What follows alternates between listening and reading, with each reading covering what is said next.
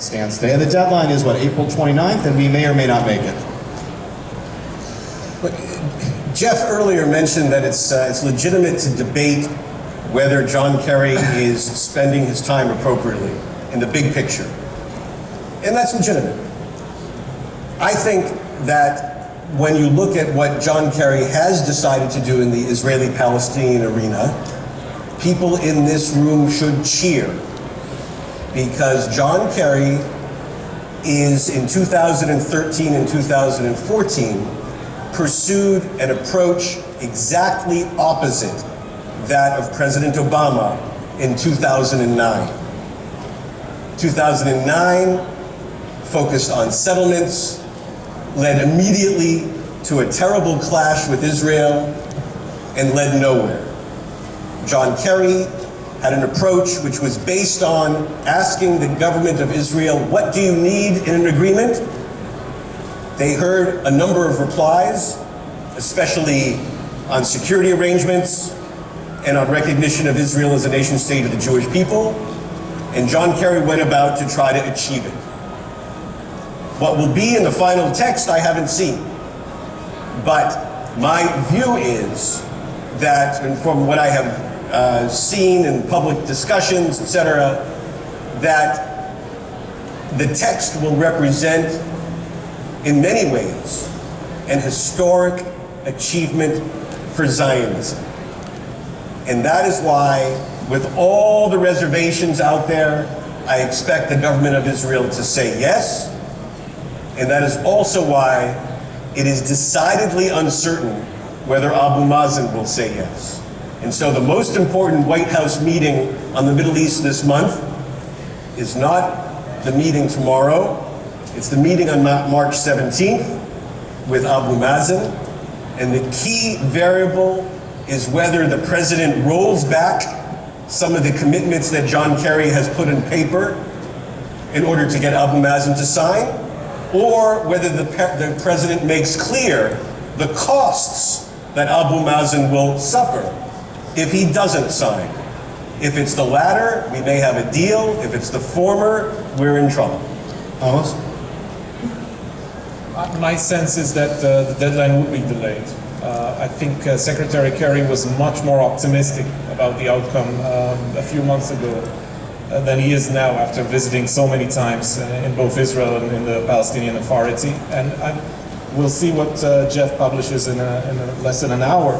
But I sense that the president is keeping some kind of a distance between him and Kerry's attempts. I agree with Rob. I think Netanyahu's preferred position would be to say yes, perhaps a yes but, and expect Abbas to play the bad guy role. The other question, which is important mostly for Israelis and Palestinians, is will this mean another eruption of violence, a sort of a third intifada that might escalate? I don't think that this is the necessary outcome. Even if the Palestinians say no, I still see some interest among many on the Palestinian side to prevent another conflict, which would be costly to both sides, but historically speaking, it's the Palestinians who pay more for a military conflict.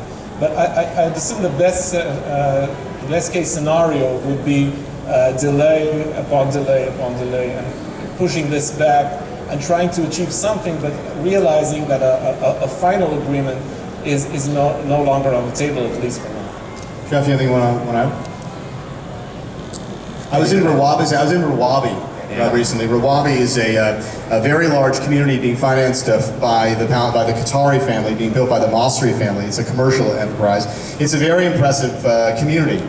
You might call it a major city. It's a sort of one might call it, if it was Israeli, a settlement. You could call it a settlement, yes. It's remarkable. Now, Jeff, one of the things that you've talked a lot about settlement activity, the need for Israel to end settlement activity over the years. Yeah. It appears that there's a de facto moratorium on building outside of the security barrier at the moment. It's not officially announced. There's very little activity. There's some paper being moved, but very little building going on.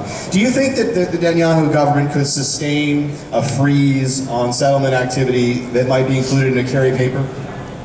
Well, I think Netanyahu can do almost anything he wants. He's a very, very powerful prime minister who has options. I mean, I think